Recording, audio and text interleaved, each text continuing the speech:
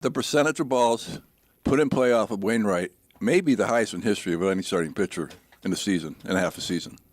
Yeah. I don't know. I'm sure there's a stat out there. You can probably figure it out. But they put too many balls in play. They don't miss. They just don't miss. All right. How about this stat off Wainwright? Last 4 starting pitching performances, 23 1/3, 1 earned run.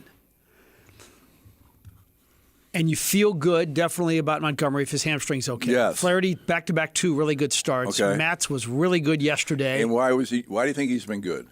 We Well, talked he's about really this. aggressive in his fastball. Thank you. Yeah. What did I say? I said that 6-8 weeks. If this guy's got enough velocity, Which he does. he does. But he wouldn't throw it in the strike zone. And I wish I could talk to him and say, dude, you throw 95. 95 at my belt to below my name on my uniform. Nobody's going to catch up to. Maybe 1 out of 70 pitches. But because you have that changeup, I'm sorry. Your fastball plays. And when he threw it in the strike zone, how many times did they swing and miss it? Yeah. He had 9 strikeouts and 0 walks. And it's not complicated. Do you think it's just when you pitch scared, you're going to get beat. I wonder how much blame the major league pitching coach Dusty Blake should get in some of this stuff. Here, I had this discussion with an ex-player recently. My son, who used to play in the minor leagues for the Cardinals. My other son, who played for the Dodgers. And it's pretty interesting how opposing hitters also know who the opposing pitching coach is. And Dusty Blake, I mean, he may know statistics, but there's something about a guy that's failed and has had success as a pitcher in the major leagues that you cannot replace or cannot invent. He hasn't been there. And my point being is I think a lot of these pitchers, even though they may listen to him, they may not necessarily respect him. They may like him. They may respect him as a human being, what they should. They should respect that he's their boss, which they should. They probably listen, but I bet you a lot of them go, I ain't doing that. Now, he worked under Mike Maddox for 2 years as a pitching strategist. Pitching strategist. That was the title, I believe. Okay, that's the title. What does that mean? That's all fine and dandy. But my point being is, unless you're on the mound and you have a plan, and you start throwing a pitch and the plan changes because it's working, that's how you adjust. But there are plenty of fine managers and coaches who didn't make it as players. I didn't say that. I'm just saying, I know one thing. I would never listen to a hitting coach who never faced a big league pitcher. Never. Period. Now, you may give me the right mechanics, but you can't give me the right thoughts. There's no way. You've never been there. It'd be like me, Frank, you know what? I stormed the beach at Normandy. You know what that's like? No, well, yeah, I do because I saw films about it. I read about it. No, okay. The experience is a little different than watching it on film. Well, what about a guy like Charlie Lau, who's regarded as one of the great hitting coaches of his generation? Mechanically, yeah. But the reason why is because he had George Brett as a student. Well, it helps when the raw materials are a little better. Yeah, thank you so much. I agree with that. I'm just saying overall, that's me, and I think a lot of players think the same way. All right. The 3 most important questions surrounding the Cardinals as we get to the deadline are, what do you do with Jordan Montgomery, what do you do with Jack Flaherty, and what do you do with Jordan Hicks? Let's go one at a time. Now, let me throw one theory out on Hicks. Yeah. I really like him, and he's figured it out. I think he's through the injury issues. Why not, before the trade deadline, instead of trading him, why not try to lock him up? He's never made big money. Why not try to, give him pretty good closer money for 3 years? Why move him? You need a closer, and you can't rely on Ryan Helsley or Giovanni Gallegos. No, you do need a closer.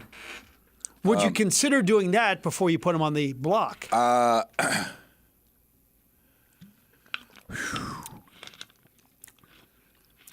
Let me ask you a question. How much have you talked to this kid? Be honest with me now. How much have you talked to him? I don't want you to skirt the issue here. No, I've interviewed him quite a few times. Okay, and what is your impression of his mind? Just his mind. Forget the stuff. I'm probably not. I can't answer that. What do you mean? I think he's a really nice kid. That's not what I said. Who wants to be. That's not what I said. Everybody, you can be nice and want to have a good. That's not what I said. Yeah, I can't develop. You know the question. Does his mind have the capacity to do that role and do it without throwing the ball in the right field like he did? Well, you're going to take one isolated instance? No. It's just not that. I'm just saying he came back after that and did fine. You're still not answering the question. I think he can be a fine closer. Mentally. Has a great mindset. I think his mindset's fine. Okay, then if you think that, they know that better. And that's the determining factor, Frank. It's not that he throws 103. Is he healthy? Yes, those are the two things, his mind and his health. And maybe they needed a first half of health before they decided to commit to him. Absolutely. Because heading into this season, we were wondering about his health. Well, it's ridiculous. I mean, you bring a guy in who has almost a 13.5 strikeout rate per 9 innings. Yeah, it's crazy. That really plays in the 9th inning. And especially with your lack of options. You don't want Gallegos in that role, and Ryan Helsley is hurt all the time. The thing that I did like to see is what I did like seeing in his last outing is he started off at 97, 98, got strikes, and then he went to 101, 102. Yeah. Instead of starting at 103. You know what I'm saying? So there may be a maturation thing going on in him mentally that if he keeps moving that way forward, when I see him pitching, not throwing, because he's always been a thrower and not a pitcher. He's always tried to embarrass guys at the plate with a slider. Instead of just he can get away with throwing hanging sliders all day long if he can throw his fastball for a strike. The problem with all these scenarios is how many times in baseball history does a guy get signed to a long-term contract right before the deadline? This usually doesn't happen. It doesn't happen, and it usually doesn't happen to a guy with an ERA of 4.3 either. Yeah. So, I mean, but the upside is so great. The Cardinals, that's an evaluation, and it's not an easy one. And whoever has to make that decision, good luck. Okay, next up, Jack Flaherty. How would you handle this? Me, I would wait. What do you mean? Wait until the end of the year and then I would wait until the trade deadline. And then you would move him. You want him to get a bunch of good starts, increase the value a little bit more? I didn't say move him. I would wait. I would say he's on the fence. Okay, so I don't understand that. If you think they're out of it and he can leave and you only get a second-round pick as opposed to getting better assets at the deadline, why wouldn't you move him then? What I'm saying is he's still something that can be in the equation. Look, I don't think the Cardinals are going to be good enough next year to get the World Series. Then we might win the division. Look at what Baltimore's done. 2 years ago they lost 100 games. Last year they won 80-something or. Yeah, but they're getting the number 1 pick in the draft for the last decade. Well, that helps. Yeah. No question. Okay, so. But my point being is it's not going to turn around overnight. He may be part of the equation 2 years from now. But look, if I can have Jack Flaherty in my rotation, for sure. But at the end of the season, and he has 30 teams to negotiate with, why would yeah, but there's something about growing up, in an organization, and wanting to stay in an organization, too. Well, if that's the alternative, him agreeing to stay here, then I'd be happy with him. Yeah. Okay. I think that goes a long way.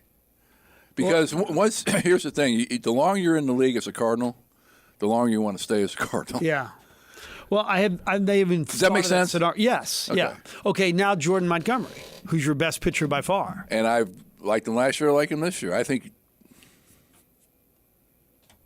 he eats innings, and that's Frank. That's what you need. You need a guy to eat innings. He eats innings. Okay. I think you're. I don't know if I want you as my GM though, because I want some assets here at the deadline because I got a team that's in last place, and And I'm probably got 3 guys who may be leaving me, and you're going to have them leave, and while we get a second-round picks? No, I'm not saying they're leave. You may resign. I'm not saying leave. Boy, how many times has that happened, that the re-signing happens? Not very often. But here's another thing, Frank. We haven't experienced this since Whitey. Think about it.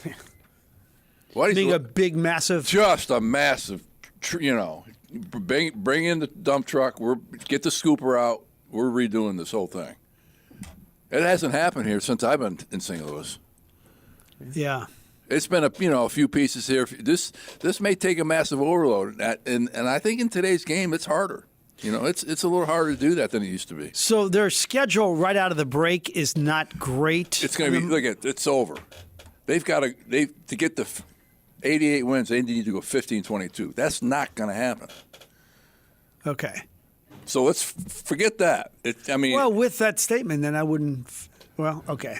By you making that statement that it's over, then it would make me more inclined to bring in the dump truck, cash in on the deadline. Yeah. Okay. And bring in. The question is, what is obviously starting pitch is the biggest issue.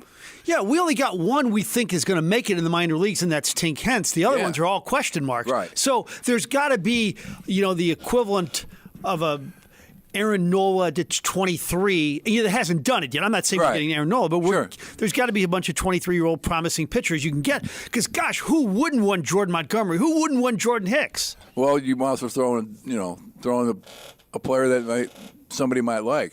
It's a different time the way ball players, when they show up to the ballpark, the way they think. And I think I had this discussion with an ex-teammate of mine. And it has to do with when, for the first 80 years or the first 70 years of the last century, baseball players and the common man basically made the same thing. You know what I'm saying? So winning was more important than making money. Okay. But you would love to have Peter Edward Rose as your teammate, and nobody was more obsessed with his stats than Pete Rose, correct? But Pete Rose's stats, he knew were predicated on beating the other team. If his stats got better, he did it because it would. Okay, there's a difference. You're right. There's a difference. Yeah, he did in a winning way. Yeah, my point is, Pete Rose wouldn't hit his chest if he got his fourth hit at night and they were losing 10-2. He'd be more. He's okay. I got my fourth hit, good for me. But he'd be like get first base. I know Pete. I talked to Pete. I've talked baseball. Was he self-absorbed with his numbers? Absolutely. And that's why he got over 4,000 hits. And you can't be that selfish. And drew walks. Right. Yeah. You can't be that selfish and not think that way. But in the process, gosh darn it, he's the type of player that if he would, I don't know, his teammates would know better than me. I did, but his stats were really predicated on trying to beat the other team. Somebody wanted me to ask you about this player in the Cardinal minor league organization. I'm sure you haven't seen him in person. No. He's in Peoria. His name is Victor Scott. He has 50 stolen bases in 66 games. He went to the Futures game, and he said his only goal was to get a base hit so he could show off his speed, and he did. He got 2 hits. I don't know if he's going to hit enough to get here. Well, Vince Coleman had the same issue, too. Yeah. So. And he eventually, Coleman became an on-base machine. He drew his walks. Got his walks. And knew what it took for him to stay at the big league level. See, that's another thing, Frank. It's one thing to get to the big league level. It's another to understand what you can do to keep yourself at the big league level and help your team in the process of winning a baseball game. You don't have to be – you got to have something that the manager can rely on that's going to – it could be the littlest thing. But if that keeps you in the big leagues and helps your team win, that's how you stick around. And Vince Coleman figured it out. He didn't hit. Whitey, don't you remember what he used to do with him? For every ball you make in the air, you pay me $1, and every ball you hit on the ground, I pay you $1. Or did he do that with Ozzie? He did it with both of them, probably. Yeah. Because their biggest asset was putting the ball in play and using what they got God-given talent of running. How do you explain how Ozzie ends up with 2,400 hits when he came here as a below-average offensive player? How does that happen? Because exactly what I just said. He figured out a way to put the ball in play. He struck out a lot when he was early in his career in San Diego. Yeah. What an offensive player he became. Jeez. It's pretty amazing. Yeah. He played how many years? 18 years? Yeah, 18, 19. 19 years? So, and that's another thing. It's like, you stick around for 18 years, you're going to be playing a lot. And the reason you stick around is because you're getting enough hits. And what he did defensively, add another 30, 40 hits to whatever he was hitting. Let's say he had 170 hits that year. He gets 200 because of his defense. Right? Yeah. I mean, he takes away. So that, and here's another thing. How do you statistically measure that in a computer? You can't. Because it's demoralizing. The other thing, oh, gosh, I hit the ball shortstop. I'm out. So you go up to the plate thinking, if I look for a fastball away, Ozzie Smith's going to get me out. So there's so much to the equation mentally when every pitch, every situation, even defensively. Yeah. When you look over at third base, do you want to pull the ball as a right-handed hitter at third base? Now, if I was playing third base, you better hook every ball you can. You may not even want to No, because you're going to get a double or I'm going to make an error. As Jim Fregosi will attest. So All right, Nolan Gorman, 32 at-bats this month, 17 strikeouts, a 188 batting average. The month before, he hit 143. He had 70 at-bats with 30 strikeouts. Yeah. What's going on here? simple.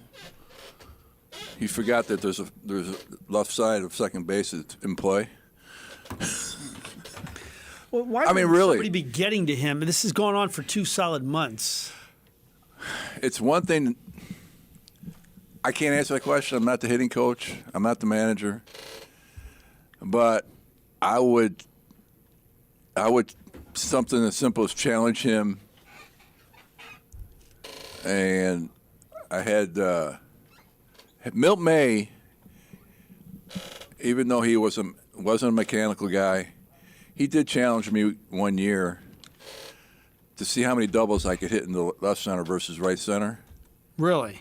And that's the year I hit 324. Wow. Because there's so much that goes into this statement, and I'm not going to try to get too analytical about it, but right now Gorman is trying to take every single pitch he sees and pull it. And you can't do that. Ted Williams did. No, he did. Not always. Not always. But we're talking about a different machine. Yeah, here. well, okay. It's a different human being. Count. Hey, you're going to put Gorman and Ted Williams in the same statement. Do you want to take that statement back? No one can be compared to Ted Williams. No, it's impossible. But when you just watch, unless something changes, nothing's going to change. That's profound. Okay, a text. My point is, if he keeps trying to pull the ball, he's going to struggle the rest of the year. When he was hitting his best, he had some doubles in left center. Yeah. He had a homer in left center. He had a couple balls down the left. He doesn't, for some reason, someone has to convince him. And Tony Gwynn did this for me. You have to be willing to get jammed with 2 strikes. Wait a minute, elaborate on that. You have to be willing to get jammed. You have to say to yourself, it's okay if I get jammed. Okay. And the reason being is, Frank, because now the fastball is not something you want to hit out in front of you. You want to hit it the other way. And when you think that way, the slower pitch now becomes the ball that you do pull.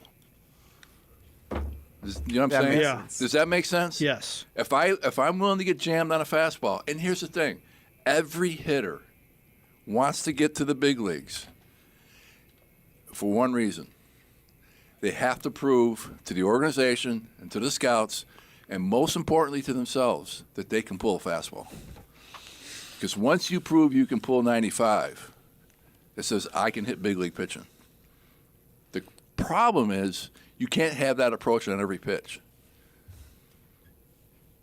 And right now, that's the only approach I see. Respond to this. How much trust can anyone have in the current crew that runs baseball operations in being able to do what's necessary to fix this mess, especially considering they created the mess in the first place? Now, we are talking about a general manager in 15 years who's never had a losing season, who has made 2 of the best trades in Cardinal history in the last 4 or 5 years. But right now, they're in last place. So what about trust? Well, you have no alternative to trust them, right? Yeah, because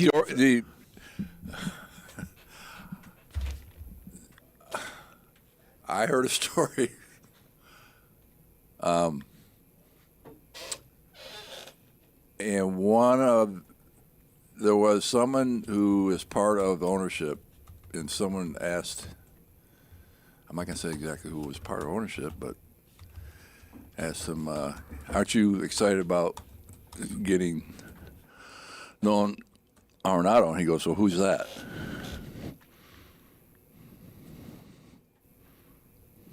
He didn't know who Nolan Arenado was. Wait a minute. Repeat this again.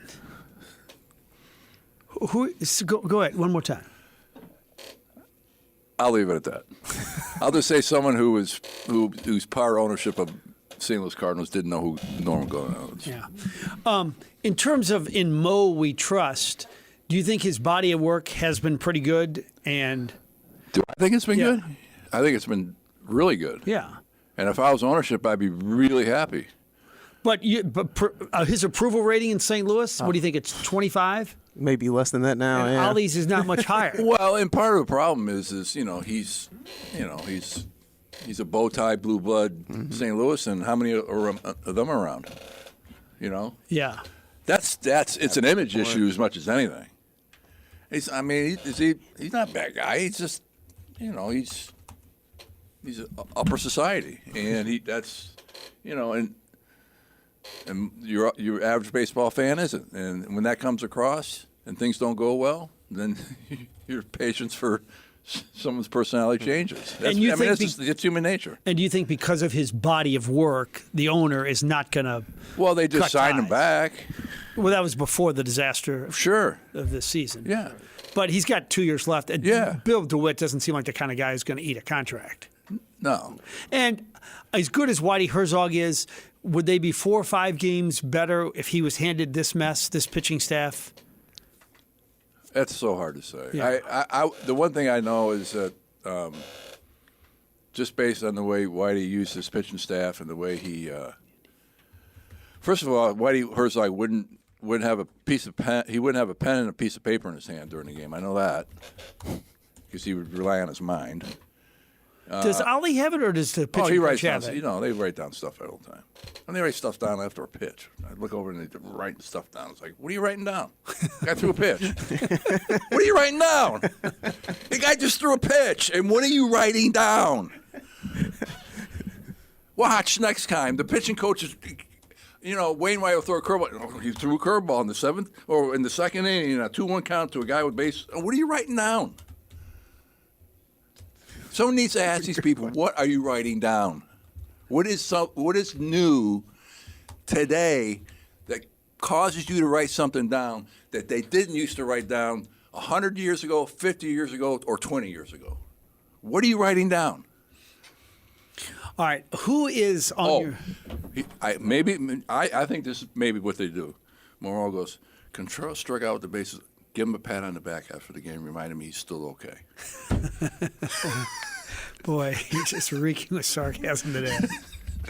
That's enough. I'm gone. All right, one last one. Yes. Give me the guys you would never trade right now in the Cardinals. Oh, gosh.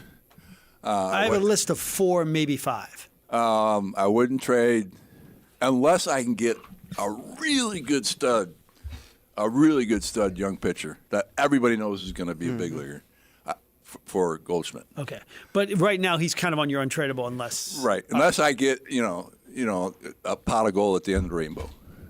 I don't trade my third baseman. I don't trade Gorman. And Walker. No, Walker's to me. If I get my pot of gold, he goes to first base. Okay, so he's an untradeable. Okay, that's 4. Yes. And then I'm thinking I wouldn't trade Tommy Edman either. Really? Nope. Oh, I would. On the right, I would keep Donovan in a heartbeat over Tommy. Keep Donovan too. Yeah. Wait a minute. But I'm telling you, Tommy Edman on the right offensive team and the right pitching staff, you're going to see value by the way he plays center field. He's the best center fielder we got since Jim Edmonds defensively. Yeah. And then that's a pretty strong statement. Okay. Defensively. It's not Nootbaar. It's definitely not Carlson. Think about this about Carlson. You have a center fielder who can't steal a base. When's the last time you can say that?